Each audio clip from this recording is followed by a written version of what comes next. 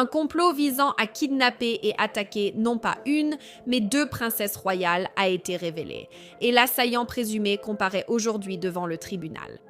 Les procureurs affirment que le suspect a été retrouvé avec des notes énigmatiques, comprenant les noms des princesses et le mot bain de sang, ainsi que deux haches sur lesquelles était gravée de la propagande nazie. Voici Scandale, présenté par Law & Crime. Je suis Sierra Gillespie.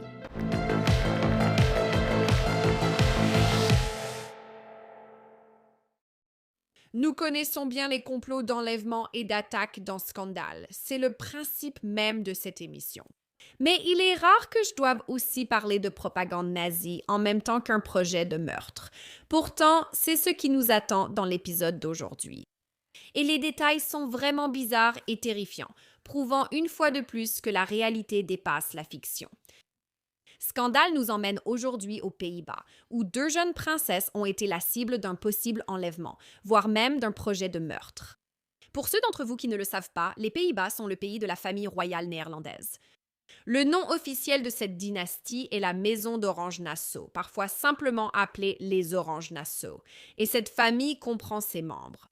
Il y a le roi, Willem-Alexander, âgé de 59 ans, et sa femme, la reine Maxima, qui a 54 ans ensemble. Ils ont 3 filles. Il y a la princesse Katharina Amalia, âgée de 22 ans, la princesse Alexia, âgée de 20 ans, et la princesse Ariane, âgée de 19 ans. Et il y a quelque chose de vraiment important à noter ici. La princesse Katharina Amalia est l'héritière apparente. Cela signifie qu'elle est la future reine. Rien ne peut l'empêcher de devenir reine, à moins qu'elle ne décide de renoncer. Sa sœur, la princesse Alexia, est la suivante dans l'ordre de succession. Et ce sont ces deux princesses sur lesquelles nous nous concentrons vraiment aujourd'hui. Et c'est parce qu'elles ont été les cibles d'un complot très sinistre qui, heureusement, a été déjoué avant de pouvoir être exécuté. Voici donc ce qui s'est passé. En février dernier, un homme de 33 ans a été arrêté pour tentative d'enlèvement et d'agression contre ces deux princesses plus âgées. À cause des lois sur la vie privée aux Pays-Bas, nous ignorons le nom de cet homme. J'en parlerai davantage lors de l'entretien. Mais ce que nous savons, c'est qu'il a 33 ans et qu'il a comparu devant le tribunal aujourd'hui.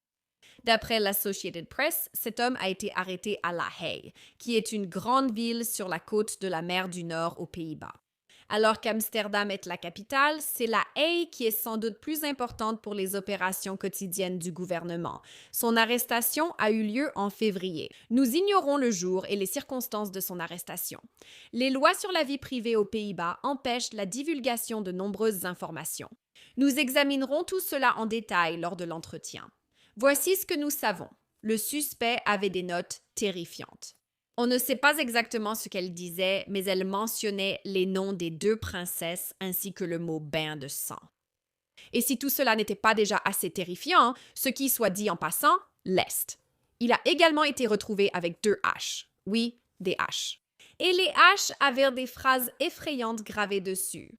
Une hache portait le nom Alexia et le mot Masada gravé dessus, qui est l'agence de renseignement israélienne.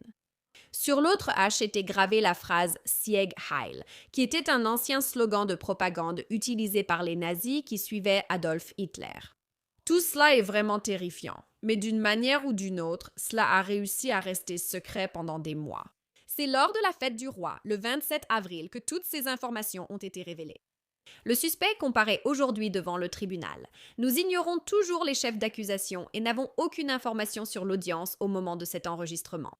Mais ce n'est pas la première fois que l'aîné de la famille royale fait face à cette terreur. Selon le New York Post, un complot similaire avait été ourdi en 2022 lorsque la princesse Katharina Amalia était à l'université à Amsterdam. Cela se serait produit avec la coordination de gangs et de l'ancien premier ministre néerlandais. À présent, le journal a rapporté que les autorités royales ont intercepté des communications entre les membres du gang et cet ancien premier ministre qui, à l'époque, occupait le poste de secrétaire général de l'OTAN. Pour sa sécurité, la princesse Katharina Amalia a été retirée de l'université d'Amsterdam et éloignée du logement étudiant où elle vivait avec ses amis. Elle a ensuite été contrainte d'étudier depuis le palais royal pendant plus d'1 mois par mesure de sécurité. À l'époque, sa mère a déclaré au journal AD « Cela a d'énormes conséquences pour elle. Elle ne vit pas à Amsterdam et ne peut pas vraiment sortir. » En 2024, il a été révélé que la princesse Katharina Amalia avait été secrètement transférée à Madrid pour y terminer ses études. Elle a déclaré au journal Bild Ce sont des circonstances étranges qui m'ont amené là-bas. Je suis très reconnaissante envers ceux qui m'ont permis de m'y promener librement. J'ai réussi à trouver un peu plus de liberté là-bas que ce qui était possible ici. Heureusement, les deux princesses aînées sont en sécurité après l'échec du complot, mais l'affaire n'est pas terminée. Passons donc à notre interview pour approfondir. Dans l'ensemble, c'est vraiment terrifiant. Je veux dire, oui, ces deux femmes sont des personnalités publiques, mais rappelons-nous qu'elles ont tout juste la vingtaine, et maintenant elles doivent faire face à tout cela. Je sais que j'ai besoin de réponses, et pour cela, je vais me tourner vers un ami de l'émission, l'avocat international David Tefuri. David, ravi de te voir et merci d'être revenu dans Scandale. Voici ma première question. Aux États-Unis, lorsqu'une personne est accusée d'un crime, on obtient souvent une photo d'identité judiciaire, un nom et des documents du tribunal. Mais dans ce cas, tout ce qu'on sait, c'est que ce type a 33 ans, on n'a pas son nom. Est-ce que c'est normal aux Pays-Bas? Apparemment, c'est normal aux Pays-Bas. Les Pays-Bas ont beaucoup de lois sur la vie privée et ces lois protègent aussi les personnes accusées d'un crime. Et les Pays-Bas font très attention à ne pas révéler les noms et les identités des personnes accusées d'un crime. Et le système néerlandais est très axé sur la réinsertion. Donc je pense qu'une partie de l'idée est de préserver un certain anonymat afin que la personne ait une chance de se réinsérer. Et je pense que c'est pour cela qu'on ne nous a pas donné plus d'informations sur cet accusé. C'est juste différent de ce à quoi je suis habituée ici, dans Scandale.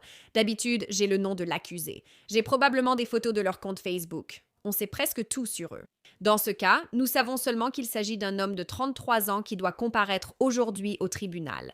Nous enregistrons ceci vers 11h, 30h de l'Est. Cela se passe aux Pays-Bas, donc ils ont de l'avance, mais je n'ai pas vu de rapport sur sa comparution au tribunal aujourd'hui. Alors David, comme nous ignorons son nom et qu'il y a ces lois sur la vie privée aux Pays-Bas, pouvons-nous obtenir d'autres informations de cette audience? Eh bien, s'il plaide non coupable et que l'affaire est jugée, alors nous aurons beaucoup plus d'informations à son sujet et sur toutes les défenses qu'il décidera de présenter pour essayer d'être déclaré non coupable. D'accord, donc cela dépend aujourd'hui. S'il plaide non coupable, il y aura peut-être un procès. S'il plaide coupable, cela peut-il arriver aujourd'hui? Je ne sais pas si cela peut arriver aujourd'hui, mais il peut plaider coupable. Et s'il le faisait, alors il avancerait, vous savez, assez rapidement dans le processus vers le prononcé de la peine. D'accord, je vais un peu vite car il y a beaucoup à discuter. Parlons du crime présumé puisqu'il n'a pas été condamné. Je crois que cela a eu lieu en février dernier. Ce complot pour enlever et potentiellement nuire à ces deux princesses a eu lieu en février, mais n'a été révélé publiquement que plus tard. Nous en discutons ici début mai. C'est fin avril que tout a été révélé. Pourquoi, selon toi, y a-t-il eu un délai entre l'arrestation, le complot présumé et le fait qu'on en parle maintenant? Oui, j'ai trouvé ça surprenant aussi. Apparemment, il est en prison depuis février, donc il a été arrêté en février et incarcéré à ce moment-là. C'est probablement une combinaison du fait qu'il voulait protéger sa vie privée, mais aussi garder l'affaire discrète et secrète pendant qu'il menait l'enquête. Et peut-être qu'ils avaient d'autres pistes qu'ils voulaient suivre avant d'avertir toute autre personne potentiellement impliquée du fait qu'il avait été arrêté.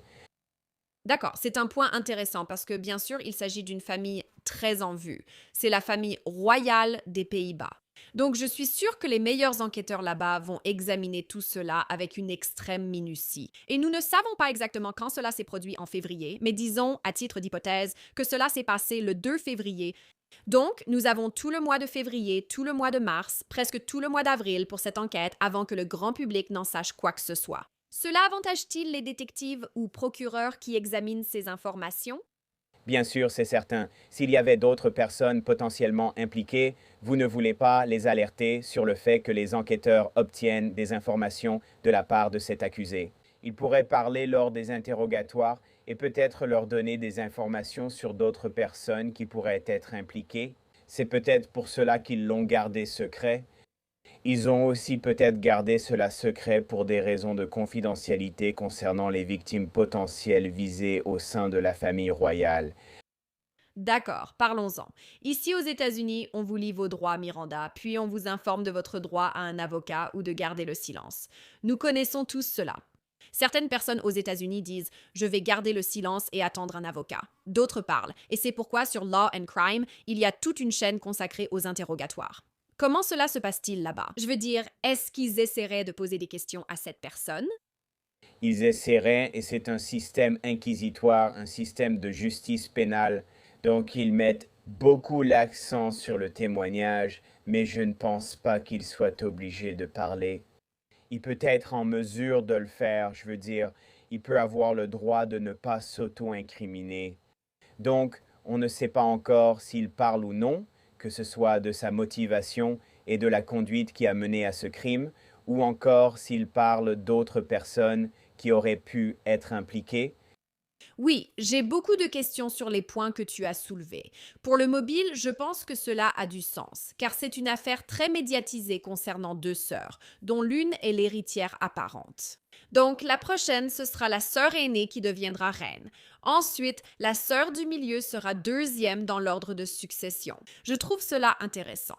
Mais quelle est la motivation pour attaquer ces personnes? Les procureurs doivent-ils prouver un mobile? Aux Pays-Bas, il n'est pas nécessaire de prouver un mobile. Il suffit de prouver que la personne avait l'intention de commettre le crime. Mais vous n'avez pas besoin de connaître ni d'expliquer la raison pour laquelle ils ont voulu commettre le crime.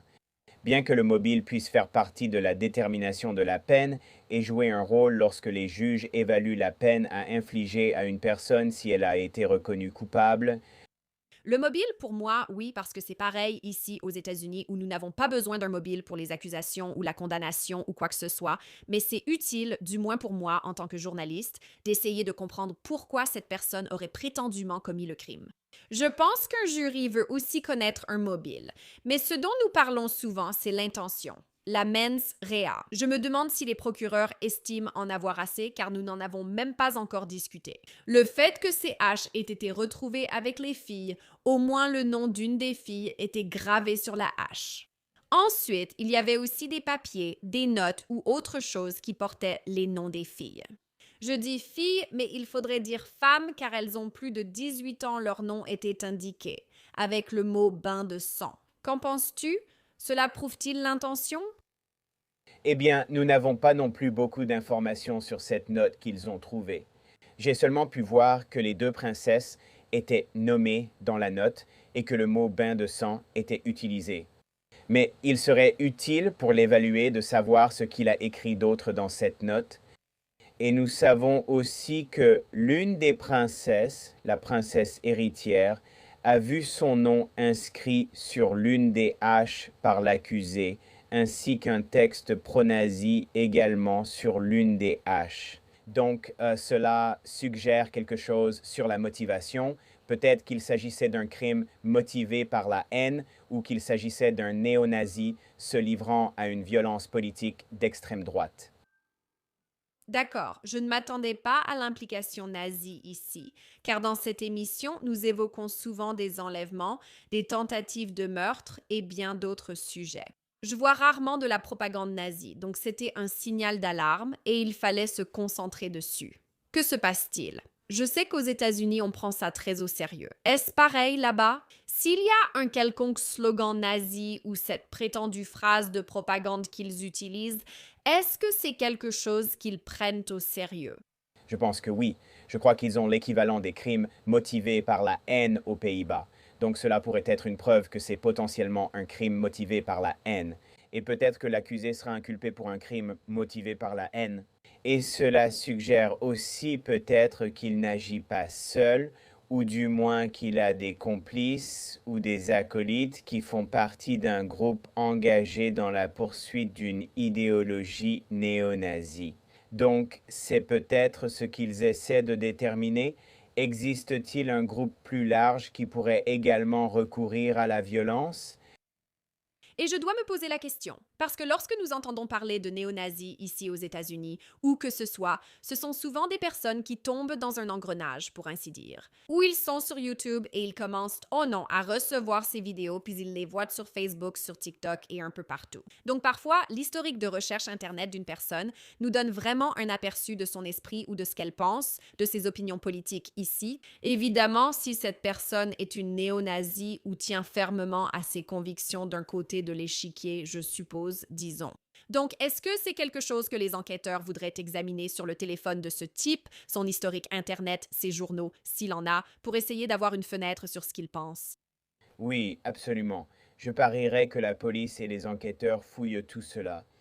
Encore une fois, il s'agit de vérifier s'ils font face à un problème plus grave ici. D'autres personnes partageant ces idées pourraient-elles aussi recourir à la violence ou s'agissait-il d'un loup solitaire? Quelle était sa motivation? Qu'a-t-il fait pour préparer ce crime? Quel degré de préparation cela a-t-il nécessité? Parce que cela sera également important pour prouver qu'il avait l'intention. Et tu as soulevé quelque chose de vraiment important dans tout ça. Tu as dit, d'accord, nous avons les notes. Elles contiennent les noms des princesses et le mot bain de sang, mais c'est tout ce que nous savons. Je veux dire, tu as raison. J'ai enquêté sur cette histoire. J'ai consulté plusieurs sources. C'est vraiment tout ce que nous savons. Et c'est un peu le thème de cette affaire, que les Pays-Bas sont plutôt discrets. Nous ne connaissons même pas le nom du suspect. Mais j'imagine que cela soulève la question de savoir comment cet homme a été découvert. Nous ne le savons même pas. Nous ne connaissons pas la date de son arrestation. Nous ne savons pas si quelqu'un l'a dénoncé. Comme tu l'as mentionné, il pourrait y avoir un complice potentiel ou quelqu'un d'autre impliqué dans tout ça. Comment cet homme a-t-il été arrêté ou découvert? Et est-ce que ça change quelque chose? Par exemple, s'il s'est présenté de lui-même en disant « Voilà, je traversais une sorte de crise de santé mentale, j'étais vraiment nerveux », il se présente à la police et se rend. Est-ce important de le noter par rapport à l'un de ses amis, par exemple, qui dirait « Je pense que ce gars va vraiment faire quelque chose de grave. Je le signale pour la sécurité des deux princesses. » Je veux dire, est-ce que tout cela a du poids? Bien sûr, si c'est le premier cas, cela ne semble pas, mais si c'est le cas, et il s'est rendu lui-même, je pense que ça va, vous savez, jouer fortement en sa faveur pour peut-être une peine réduite, peut-être suggérer qu'il avait des remords ou qu'il comprenait qu'il était, vous savez, sous stress mental et sous pression psychologique et qu'il pensait à faire des choses illégales, puis il s'est rendu. Mais il est plus probable qu'il n'avait pas l'intention de se rendre et qu'il a été attrapé à un moment donné pendant ce crime, que ce soit lors de la phase de planification ou alors qu'il s'apprêtait à passer à l'acte. Nous ne savons pas si quelqu'un l'a dénoncé ou s'il a été arrêté par la police et que la police s'est méfiée de lui, l'a fouillé et a trouvé cette note et ses armes. Tu as raison. Nous n'avons pas eu d'infos précises, mais je suis d'accord. S'il y avait eu une crise de santé mentale, cela aurait sûrement fait la une. Quelque chose comme « Cette personne suit maintenant un traitement psychiatrique ». Car cela arrive parfois. Nous n'avons rien entendu de tel. Peut-être que ce suspect allait vraiment exécuter ce plan maléfique. Cela m'amène aussi à une autre question, car ce sont des personnes très exposées, des personnalités publiques. En cherchant des photos d'elles aujourd'hui, j'ai trouvé des photos d'elles quand elles étaient enfants, même bébés, y compris lors de l'annonce de la naissance de la première puis de la deuxième princesse. Nous les avons suivies toute leur vie. Est-il possible que ce suspect ait eu l'impression de connaître ces personnes simplement parce qu'il les suivait sur les réseaux sociaux ou les voyait dans les médias au point de croire qu'il avait une relation avec elles? Est-ce envisageable? Bien sûr, c'est possible. Il est possible qu'il les ait traqués. Il est possible qu'il ait des problèmes mentaux et qu'il se soit imaginé d'une manière ou d'une autre une relation avec elles. Mais je pense aussi qu'il est possible qu'il les ait prises pour cible, qu'il les visait parce que les viser, c'est viser l'État, viser le gouvernement des Pays-Bas. Et il est, vous savez, on le croit, anarchiste et néo-nazi. Et donc, et il se peut qu'il les ait considérés comme des cibles vulnérables et accessibles parce qu'ils sortent parfois, bien que les menaces contre leur vie les en empêchent. Ils sont donc moins présents en public qu'habituellement. Je sais. Aujourd'hui, en faisant des recherches, j'ai commencé à me sentir un peu triste pour eux. Je savais qu'ils avaient une vie privilégiée, voyageaient et vivaient dans un palais.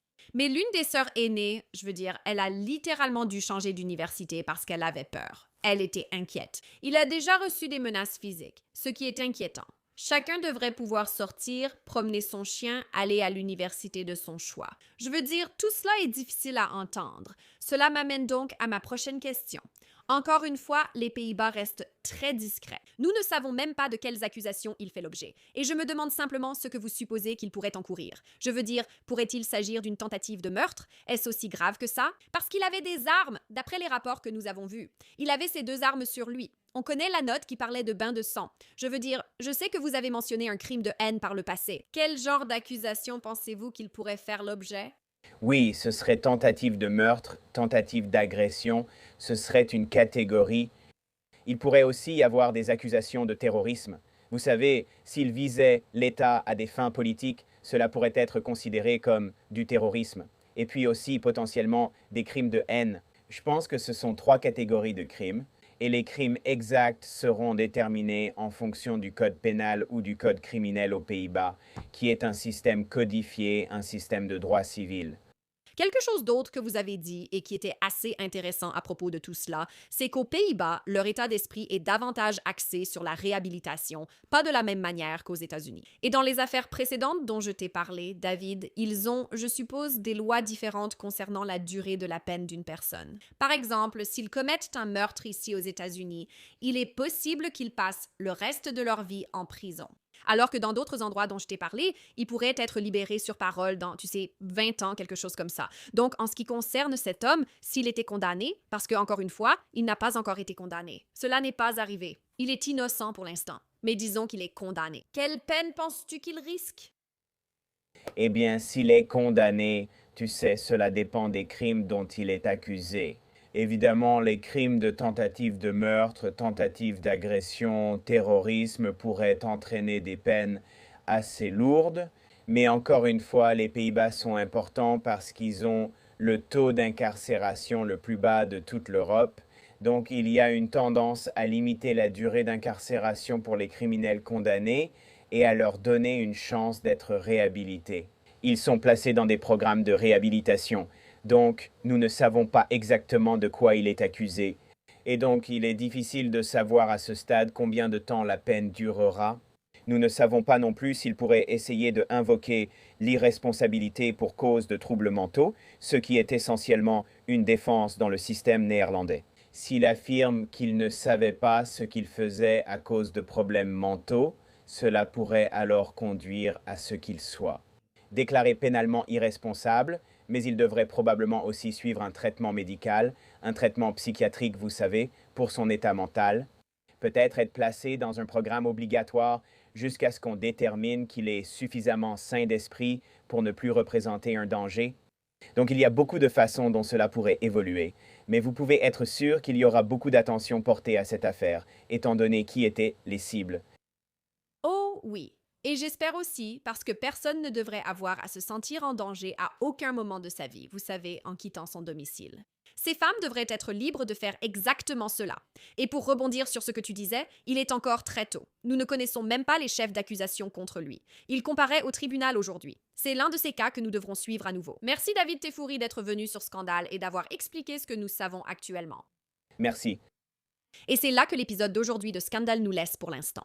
Si vous avez aimé ce que vous avez vu et que vous voulez en voir plus ou me retrouver sur les réseaux sociaux, vous pouvez me trouver sur des plateformes comme Instagram sous le nom de Sierra Gillespie. Merci d'avoir regardé l'épisode d'aujourd'hui de Scandale. Comme toujours, je suis Sierra Gillespie à la présentation et on se retrouve la prochaine fois.